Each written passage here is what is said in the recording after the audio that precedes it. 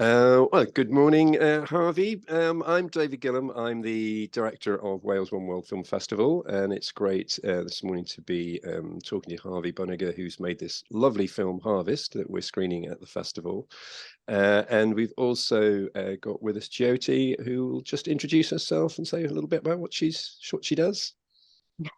Hi, yeah, I'm Jyoti Fernandes. I'm a farmer in Dorset. I've lived for many years in a community and on the land, raising cows and sheep and vegetables and things like that. But I also work for Landworkers Alliance and Livia Campesina, which is an international alliance of peasant farmers and indigenous people around the world, representing about 200 million people who live a very land-based lifestyle and try and get what they need from the environment around that, live as a community and provide for a load of their own needs from what's around them.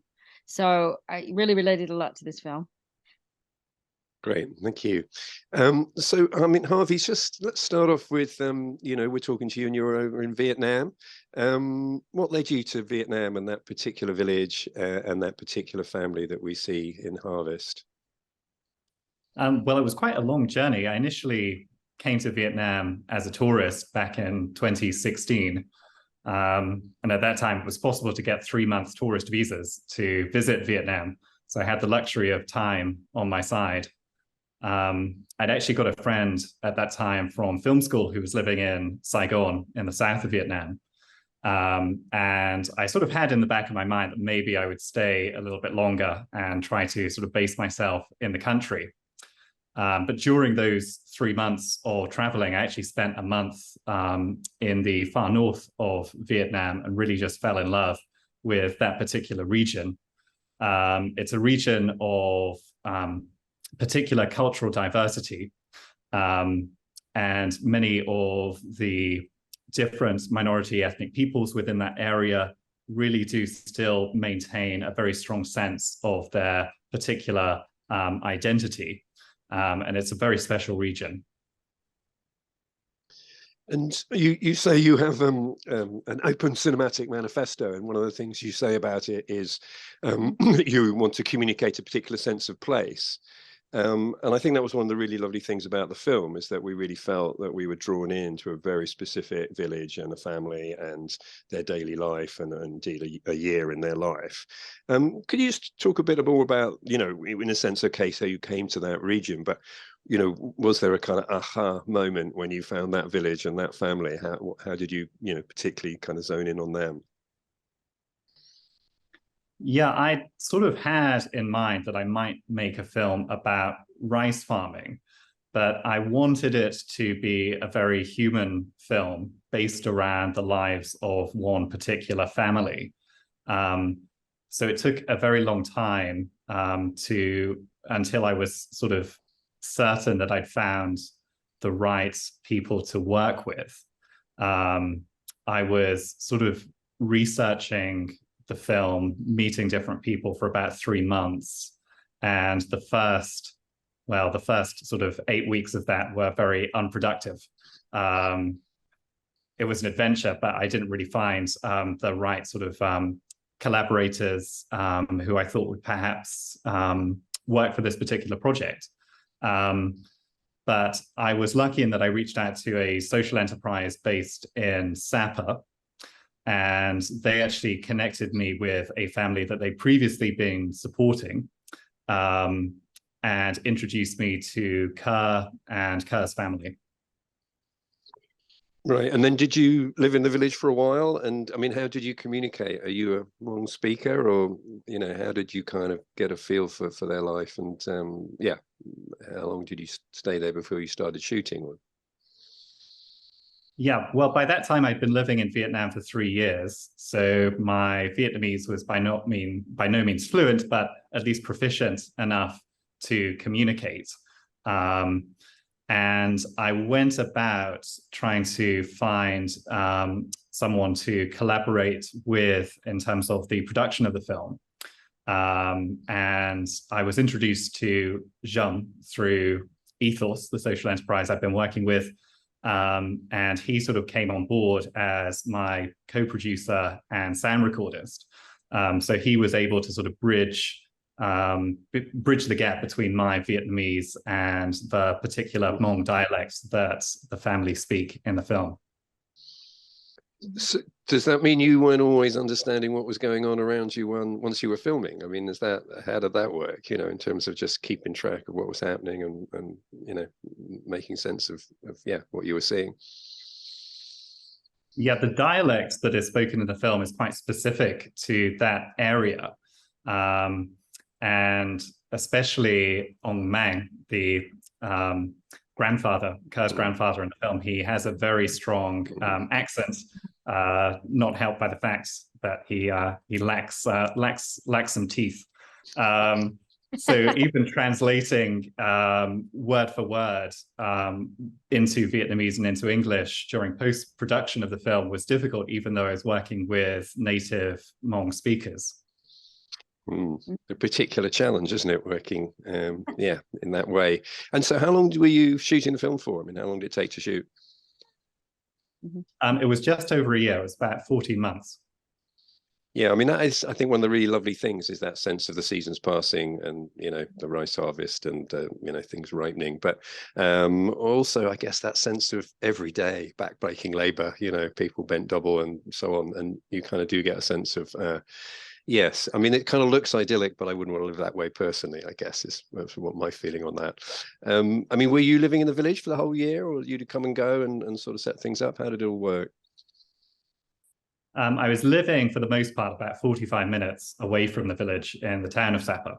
Although I did often stay overnight with Kerr's family, especially when we had to film early, sort of be up before dawn to sort of get up on the mountainsides or go up to sort of harvest the cardamom, etc. Yeah, I love that. Yes, I mean, I think that some of the stuff that takes you off into the different things they do, the cardamom, the indigo, and so on. I mean, were you aware of that, or is that just stuff that you discovered as you went along? I mean, the kind of yeah, multiple different things they do to yeah, keep themselves going. Yeah, I had some awareness of the sort of textiles of the Hmong, because that's probably what they're best known for in this area, and certainly that's probably a commodity which has become provided a new source of income for many families in terms of selling to tourists, etc.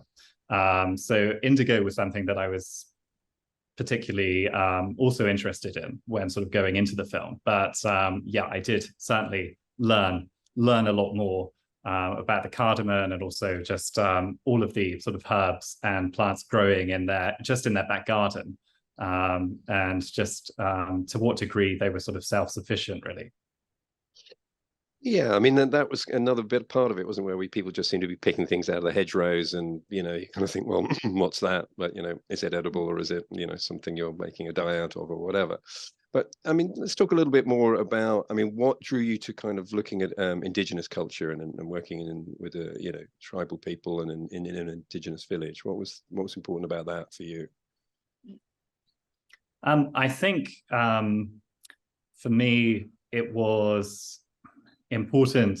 Well, I'm sort of based in this area long term. So for me, harvest is part of a wider scheme of work. The sort of style of the film is very sort of back to basics, observational, documentary, and that was absolutely the intention from the beginning. I mean, some of the discussion around the film is that perhaps it doesn't foreground the contributors' voices perhaps as much as it could. And that's certainly something I've been looking at in subsequent work. I've actually done a series of follow-up interviews with Ong Mang and Ba Mu as part of a new series of short films called Last Chance to Hear. And that's sort of going back to the sort of stories from their childhood and the stories that they sort of pass down to their grandchildren that we might sort of lose or not have the sort of opportunity to hear again once their particular generation passes. And also parallel to this, I've been doing a series called Heritage Shorts and Inheritance Shorts. heritage really looking at intangible cultural heritage, but inheritance looking at new forms of livelihoods in minority ethnic communities. Okay, so this is a kind of, you don't want to just sketch a bit more about, I mean, this is really interesting about a bigger project. I mean, you've decided you're situating yourself there, you're really looking at, you know, the local culture and kind of looking at the different voices in a sense in different ways. I mean, that different films do different work. You can have specific interviews around particular subjects, but Harvest itself, I rather like the gentle observational, you know, thing, because it just allows you to get into that. And, you know, there's the killer line, isn't there, really? The New Year pig is big this year, you know, which I think is, you know, you go, yeah, I get that, you know, but that's only because you've been immersed in it. You know what I mean? I mean, so. Well, I think in a way that is the voice. Yeah, that seems like it is the voice of the Indigenous, really, is the activities that are going on. It's not necessarily what they would verbally say to a camera, but actually being able to show the rhythms of what they actually do and how that all works and how they work together and everything that's so beautiful about it. I think, you know, showing that is what is missing, because, you know, in a sense, in my advocacy, we're always trying to bring forward what's so compelling, what's so important about peasant farmers and Indigenous people and family farms, and to articulate it, that is actually quite difficult. You know, where is their value in this modern world? Where does it sit? You know, it doesn't sit into the same economic structure and place, you know, that these economic places that you go to and political forums that you go to do. But when you can actually help them make that visual and you can actually feel it and you can understand what that rhythm is like and how it connects to the landscape and how they communicate with each other and they work together, and that kind of sense of the rhythm and the continuity and that feeling of sustainability, I think that is bringing their voice to the front. It's very beautiful. Yeah, absolutely. I mean, that was sort of the initial idea for the film, was that I was sort of interested in sort of having a portrait of the agricultural cycle. You know, that was the starting point for the film, and looking at rice farming in particular, because in a sense that was just, it was the most obvious idea. And I kind of like that, it didn't have to be something particularly unique, that by sort of paring it down to the sort of the thing that was sort of staring me in the face every day living in Vietnam, and actually sort of diving deeper into that and producing a sort of portrait of the agricultural cycle might be a worthwhile endeavor. Yeah, I mean, it's just so beautiful, the landscape with all those wonderful terraces and the way it really shapes the landscape. Just being able to dig in a bit deeper as to how that's so dependent on the communities and the people doing that work every day as part of that landscape, as part of that ecosystem there. It's really powerful to kind of bring that out, really, in so many ways. Yeah, and I think, you know, keeping it simple. I mean, you know, rice is life is the subtitle, isn't it? And that, you know, I mean, why not, you know, can kind of get down to the basics. You can overcomplicate things in a way, can't you? Coming in as somebody with a lot of ideas about different stuff, and, you know, you've got to find that meeting place which really kind of amplifies people's ways of life and voice, and you know, that rice is the, you know, seems, you know, it's a thing that connects us all, isn't it? You know, we have no idea where our rice comes from, but, you know, they've seen it throughout the whole year. So, and, you know, I mean, is that just, you know, that just came to you as like, okay, this is the theme that's going to kind of keep it through? Or was that a kind of, you know, you shot a lot of stuff and then you shaped it and thought, okay, this is now the spine that I've discovered in doing the work, as it were? How did it come through? Yeah, I sort of had that overarching structure in mind when I was beginning filming, because I suppose some documentary filmmakers might want something very dramatic to happen to the subjects that they're working with, and I thought that really that wouldn't really be necessary for this particular film. That with this structure, if I sort of can just take an observational approach and just commit to documenting in detail, day by day, week by week, month by month, by the end of the year, there will be a structure to sort of go to in the edit room.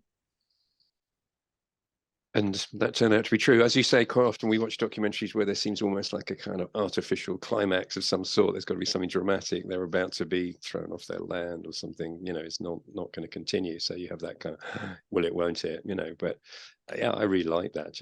Let's just gently immerse yourself into it. And so you shot all the stuff. You in, you know, then you sat a few months in the edit trying to put it all together. Is that how it worked? You know, what's been the process? Yeah, it was. I mean, this whole project really shot with a very minimal team. So Gillam was sort of on board throughout as sort of sound recordist and co-producer. But really, in the edit room, I worked with Kerr, not the boy Kerr, but another friend, Kerr, who is a very good linguist. And was able to translate accurately most of the dialogue very quickly. And we worked out a way together of working quite efficiently with the material that we had after I'd sort of got an initial cut of the film in place, which sort of had everything in sequence, roughly following that sort of overarching agricultural structure. Yeah. Right, Jyoti's going to return. So when you say it's a micro budget thing, just, you know, tell us, how did you raise the money and how much, you know, what did it cost you to do? Well, I owned the camera equipment already sort of going into it. So really the overhead costs were very minimal. It was simply a case of making the time commitment to shooting the film. Okay, so it's your time you've committed, and the costs is minimal in that sense. Yeah, obviously not your really good use of your time. Thank you. It's really nice. Right, you're back with us, Jyoti. Did you have any other things that you wanted to ask? Well, yeah, sorry about that. My internet connection is not brilliant here. Even though it's England, it's a very rural place. It goes in and out all the time. What I really liked about the film was that the way it really showed the skills, how Kerr was doing little things like fixing his bicycle and spending that time and having the patience to sit and do that, or do those little things and join in to things, and just seeing the way that people's focus on things was very different, and how different that is to a world that's very internet based or based on things moving really quickly. And it feels like we've lost a little bit of focus. And I noticed that with like some of the old farmers even here in Dorset that I work with, that there's a really different feeling being around them, that they'll just sit and spend a lot of time fixing something or cleaning out all the old bags, or doing stuff in a really gentle pace. That is something that I feel like has really been lost, and I think capturing that was particularly special. Did you was that something you were trying to bring out in some ways out of the film? Yeah, absolutely. I was continuously surprised by Kerr's ingenuity in fixing things and repairing things. Over the course of the year, I think he managed to buy and break about 4 different smartphones, which from my perspective was a blessing, because as soon as he got a new phone, he would be sort of sucked into the phone screen and sort of just disappear into that. But that typically only lasted, a couple of weeks, until suddenly he would break the screen or something would go wrong, and he'd have to go back to fixing bicycles or doing something else around the house. Although you do get a sense of that sort of technological change, I think, towards the end of the film, where you see him sort of on the phone a little bit more. So yeah, absolutely. I wanted to show perhaps that skill set that Kerr has would be so different to the typical skill set of other 11, 12-year-olds. Yeah, and I think that sense of time is very interesting. Yeah. just that patience, you know, that you rarely see in, you know, children.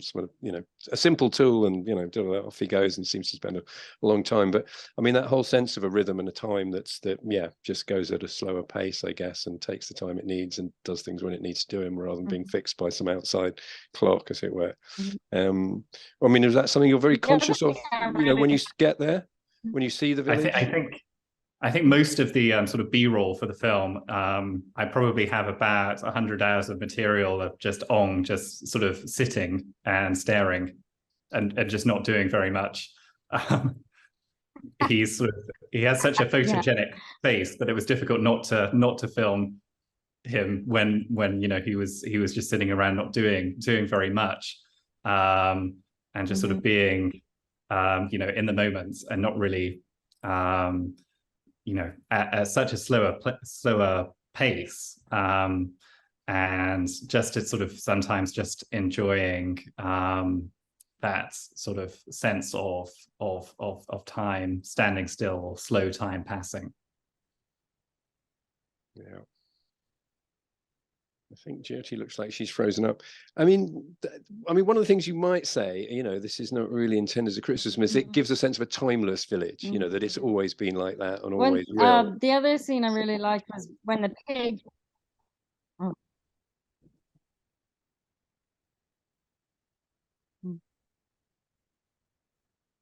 Let's us two continue, Harvey. So, you know, that sense, you know, that it's a kind of rather romanticized, or might be because it's sort of these golden images, and it's a sort of romanticized sense of a village that actually possibly is on the edge of great social change. I mean, I have no idea, because I have no idea what happens down the bottom of the valley. So do you want to just talk about that, you know, that kind of decision to be very close in, as it were? Yeah. Yeah, I was quite aware of the danger of sort of producing a romanticized portrait of the village, and that was something that I deliberately wanted to avoid. However, I mean, this particular village of Tazangfing is much more traditional than some of the other villages in the district of Sapa, or in the wider province of Laokai. Certainly there are other villages where the sort of social changes of the 21st century are much more evident. So I didn't sort of downplay the changes in the film, but they're sort of suggested in a way that is probably true to the particular circumstances of this particular village and of this particular family. Right.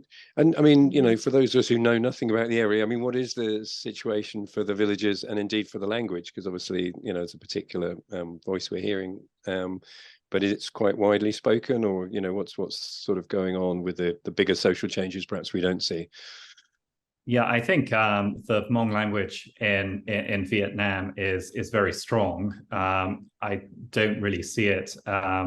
I don't really see it as being at risk of disappearing. There are many languages in Vietnam that definitely will disappear within a couple of generations, but Hmong isn't one of them, because it's so widely spoken, and because also the Hmong communities around Sapa and around the north of Vietnam, you know, have a real strong sense of pride in their own identity and in their own traditions.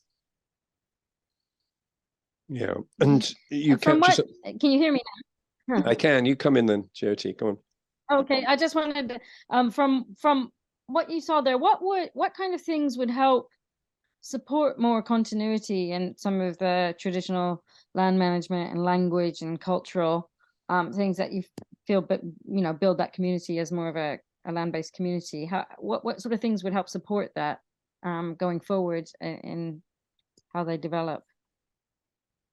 Yeah, I think looking at diversified forms of income is really important, because the sort of crops that are grown are sometimes determined at a local government level. So, for example, I made a short film a couple of years ago about cotton farming. in another village with the Lachi. And since having made that film, they have been encouraged to actually stop farming cotton and switch to cinnamon, which is a very common crop in this area. And the price of cinnamon is very, very low. What perhaps hasn't been recognized is that the way that they're producing cotton means that that product is entirely organic and could be sold at perhaps a premium, and certainly at a higher price than the cinnamon that they're now producing. So certainly recognizing, having greater recognition on the sort of particular value of premium products like organic cotton, and also being able to diversify farming practices to produce crops of higher value, I think would be of use to sort of sustaining these communities going into the future. I mean, and is there that general drift of younger people deciding that it's just too hard to spend all day bent double, and that it's life's easier somewhere down in a small town or a city further away where, you know, access to smartphones and other things are easier? Is that a kind of a trend that's going on there? Yeah, absolutely. I mean, many young people aspire to go and work for, say, Samsung, making smartphones, making electronics, in factories, because that's going to be that's going to be a higher and stable form of income for them. Mm-hmm.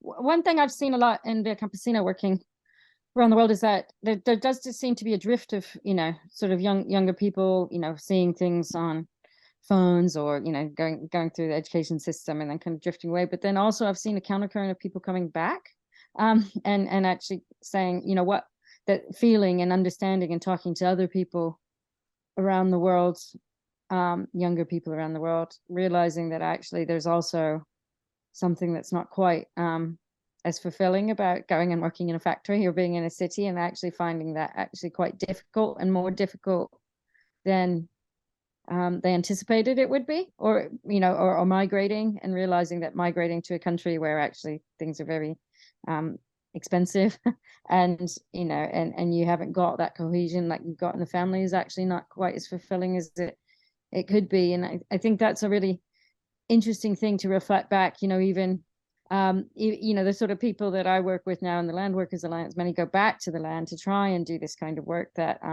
maybe you say is, you know, backbreaking, or doing this kind of work all day, and actually voluntarily kind of choosing to recreate some of that way of life, and realizing that actually, you know, once you actually get those skills and you're into a rhythm of it, and it's not isolating if you're in a kind of setting where you can actually be doing that with other people, that there is actually quite a lot of joy in that as well. And I think, you know, that is an interesting thing that came out of the film, is that actually, you know, there is something that's actually very beautiful and compelling about this, and maybe, you know, not quite as backwards as it's often seen to be.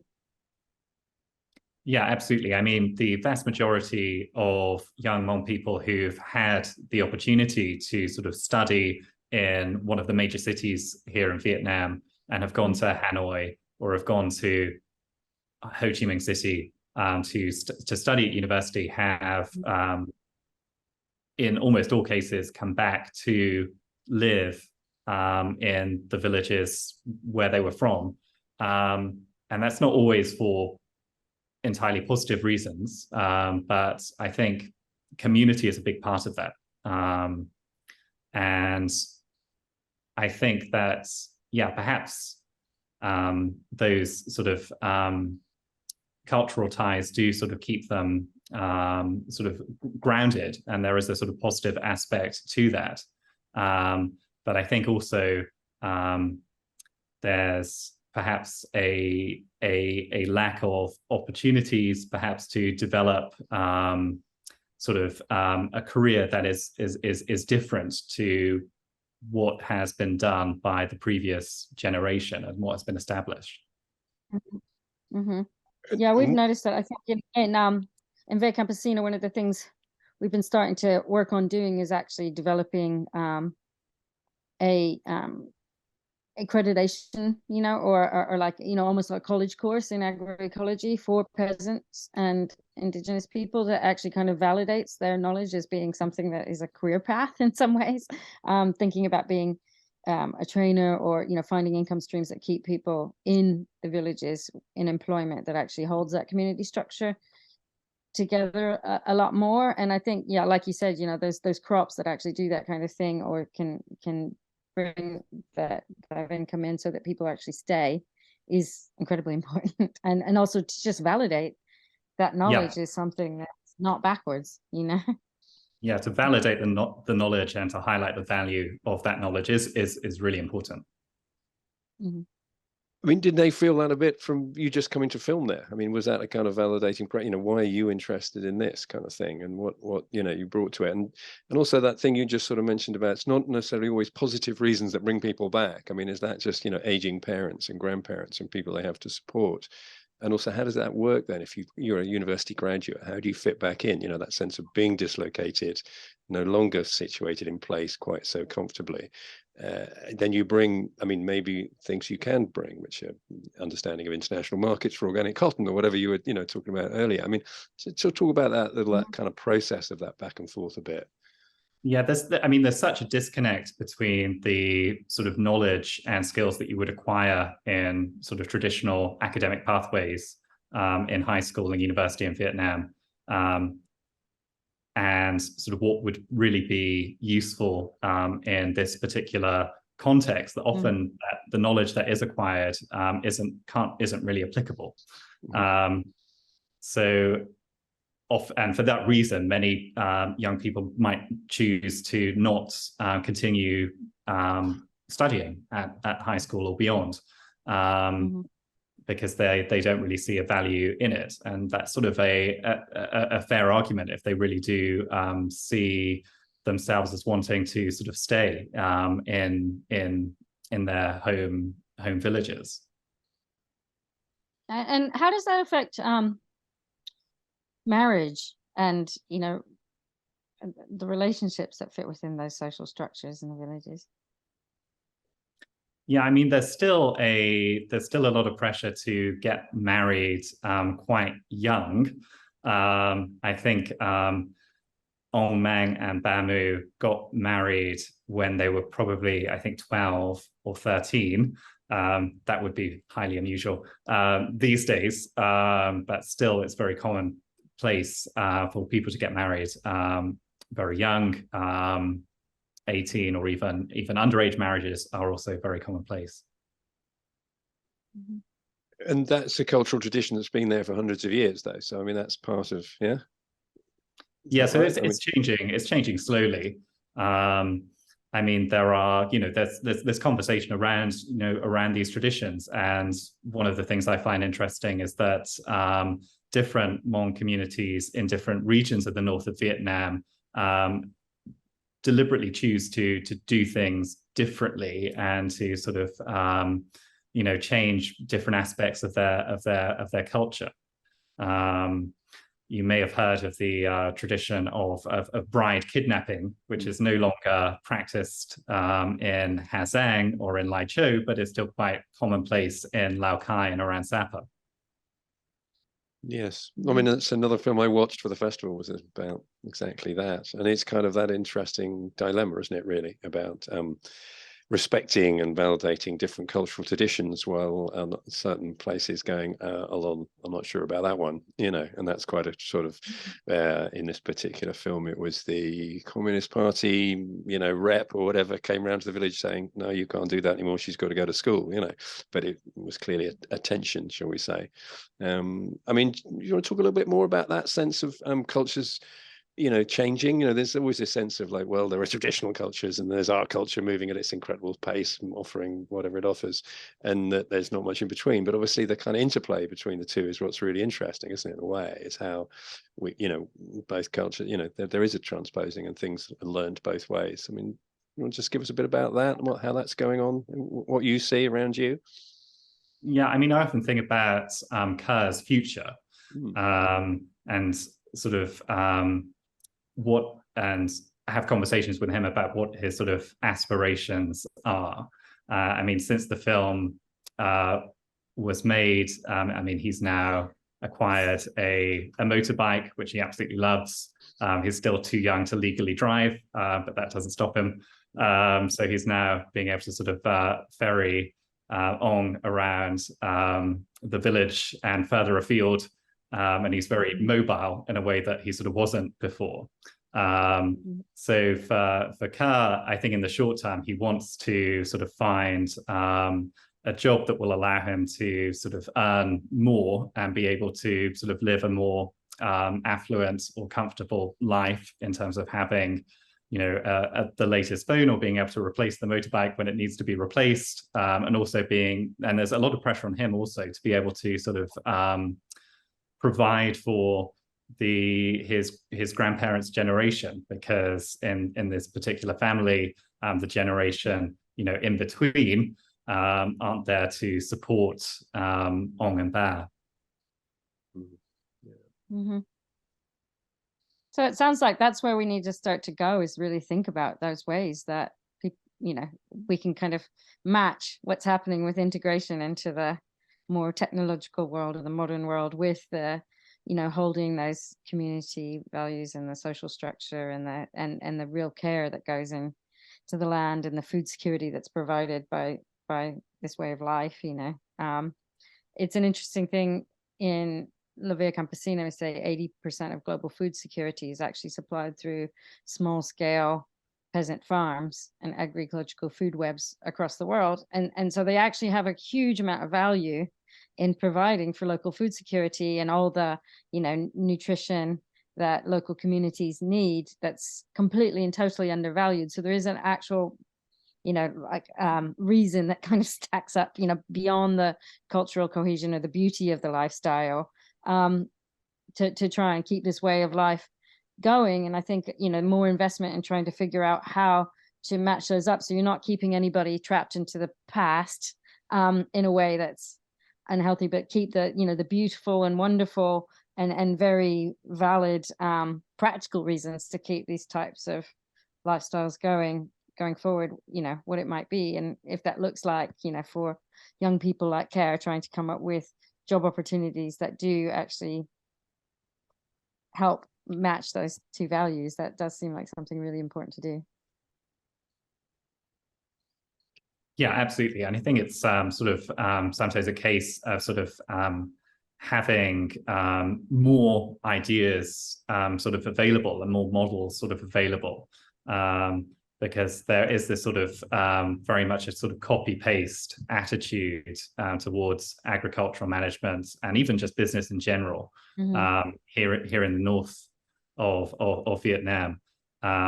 So sort of being able to sort of generate new ideas and to be able to try to generate new income sources, you know, would be valuable, but that's only possible if you sort of have the time and energy to sort of invest in those ideas without having to necessarily be concerned every day with sort of putting food on the table.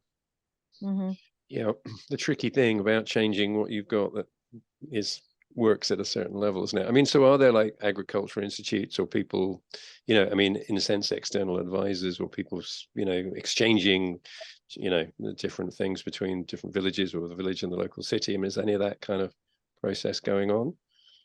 Yeah, absolutely. There are a number of NGOs operating in the area. There's a particular one, Ideas Project, which is doing exactly that, looking at sort of diversifying income sources for agricultural communities by reforming farming practices and introducing new crops. And yeah, there are a lot of other projects, but they typically, you know, they do have mixed success, and they can't always make a very long-term investment, and it isn't sort of part of a sort of a very cohesive overall sort of far-reaching plan. It's always the sort of scope of the projects is always very, very limited. Yeah. Yeah. Also, communication is sometimes quite difficult with, I think, NGOs operating in this area. In the film, you might have noticed there's sort of a a giant sort of water tank outside of the house, which was actually installed by UNICEF, and UNICEF installed these water tanks throughout the village at great expense, based, I think, on a comment that all the Hmong need to survive is water, when of course they weren't actually speaking about a need to store water. They were just referring to the fact that water comes down from the mountains into the rice fields every day, and that's all they need to actually provide for their crops. Yeah, that's a story, a similar story we've heard many times, isn't it, really? Yeah. Okay, so do you want to talk a little bit about these other films you're making? Because I'm quite interested in this idea that you're staying there and you're kind of looking at it from slightly different angles, or picking up little pieces of the jigsaw, might we say, you know, either, you know, particular histories and you know, cultural things or whatever. You want to just talk a little bit through what you're thinking around that is, and what you've done and what you're planning to do? Yeah, I mean, Harvest was really the first film that I started developing in this area. So you could say, in a way, it's the most, the part of the reason that it's the simplest is also that it was the first. So in terms of sort of going deeper into these communities and looking at the traditions, in some ways it's only really scratching the surface. So I wanted also to develop a series of films for research, perhaps, that would lead into other feature-length films, but also to act as a portfolio of films for a new cultural centre in Sapa, which will document the sort of cultural heritage of this particular region. But alongside that it would be complemented by a series of films looking at new livelihoods and new ideas, and that sort of the changes that are taking place within these communities as well. So you sort of have two sides of the picture. And have you got, I mean, how many of those have you done? And is that just an ongoing process to kind of provide that stuff for this centre? Yeah, it's very much an ongoing process. I think at this time about 14 short films have been complete, and I've got about 6 others in various stages of production.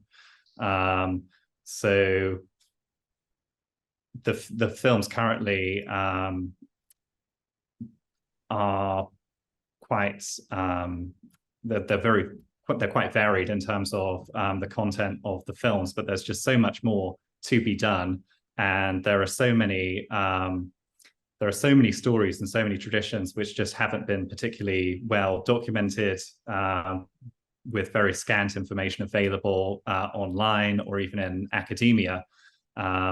So there's definitely, you know, a value in investing the time and energy into sort of creating this series. Yeah, I mean, there seems to be some effort from the United Nations and various other people, just, you know, and in educational institutions, isn't there, just to do documentation of some of these traditions and languages and things before they disappear. I mean, you know, things disappear with your grandparents, don't they? That, you know, even in our culture, that's kind of gone once it's gone, you know. So it kind of seems like valuable work. I'd be kind of interested to see them, really. Yeah, I don't know. So have we got any more things that we'd like to cover? Anything else that we haven't touched on? Jyoti, I'm looking at you a bit.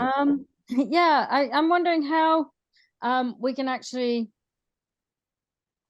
bring this type of work where you're, you know, really explain, but not explaining, just making visible this way of life, and not necessarily even promoting what the importance of it is, you know, in a outwardly promotional way, but letting people actually just feel it and understand it a lot more through creating that empathy with this way of life. I'm wondering how we can bring this out a bit wider, because I actually feel it's really lacking. You know, I work for this organization representing 200 million, you know, people around the world, and I think almost nobody's heard of it. nobody really understands the validity and the importance of this way of lifestyle. It's just not really seen. It's not very visible. And so, you know, I feel this kind of work is incredibly important, but how can it actually maybe go a little bit wider so that people actually start to see it more? Because I think then it'll get the understanding and the support that it may need, to be able to hold a valuable role in the world going forward into the future. Yeah, absolutely.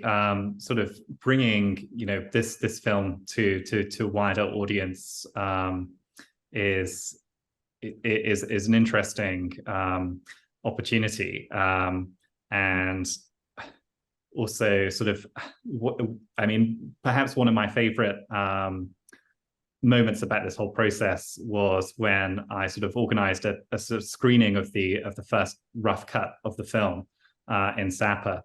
And we had the whole village sort of come to the screening, which was organized in a 5-star hotel, and everyone dressed up in their best clothes, and we had them arrive and then sort of shuttled by sort of golf carts down to the venue, and they to sort of see their reaction to the film, and also sort of hear their sort of comments on the film at that stage, for me was sort of one of the most sort of rewarding moments of the entire process, because you could really feel their sort of sense of pride in their culture and in their community really come to the fore on that evening.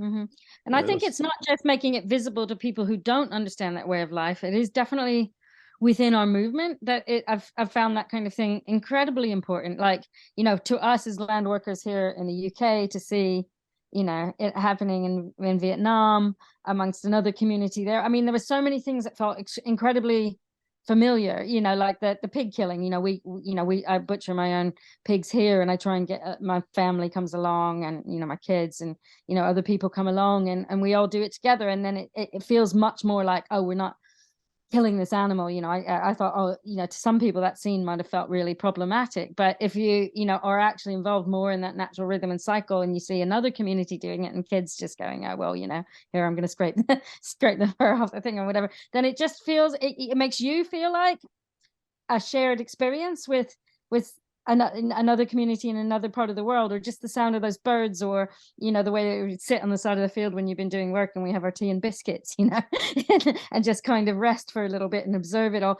of that felt very familiar. And I've worked with communities in Africa and in the Amazon and places, and shown them other films of other communities in other places, and they'll watch them over and over and over. It's almost like going, let's, hearing their favorite story again, because it actually helps you feel as if you're part of something a bit bigger, and that feeling of validity is also super important. I think it's wonderful. Thank you. Yeah, I absolutely, agree that scene. There were a lot of discussions in the edit around, that particular scene, and I just felt that we couldn't sort of shy away from it, and because it was sort of, as you said, sort of contextualized within the year, and it's just such an important day. It's such an important moment that you have to have it in the film, and also I just thought that seeing the children's reactions, is a story in itself. Subsequently, I find myself, filming other ceremonies where something similar is sort of taking place, and have decided not to sort of film it again, to not sort of repeat it by choice, because I think this film has sort of hopefully done it justice. No, I think it was great. Thank you. Yeah. And has the film been, seen? I mean, are you now kind of trying to distribute it and get it out wider? I mean, has it been seen around Vietnam at all, or what's happened with it? Yeah, it's going to be screened in Da Nang towards summer this year, and there will be subsequent screenings in Hanoi. I've also been speaking with a couple of other filmmakers about doing a sort of roaming cinema project, where we'd take the film back to Ta Sang Phing, and we'd also take it to other villages along with a series of other films, and to try to bring it to other rural communities, you know, to see what they make of it. It'd be nice to show it at the La Via Campesina International Gathering in Nicaragua this November as well.